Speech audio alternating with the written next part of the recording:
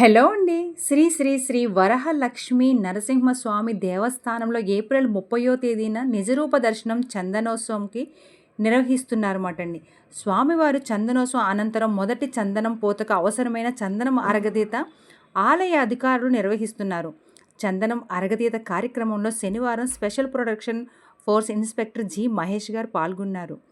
అయితే ఇంత దైవ కార్యంలోని ఆయనకి అవకాశం దొరికినందుకు ఆయన చాలా సంతోషపడ్డారండి. ఆయన మా తమ్ముడని చెప్పుకోవడానికి నేను ఎంతో సంతోషంగా ఫీల్ అవుతున్నానండి.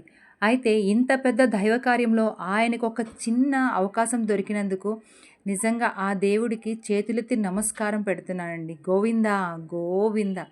ఇంత మహత్ కార్యంలోని ఏ చిన్న అవకాశం దొరికినా అది దేవుడు కల్పించాడనే అనుకోవచ్చు.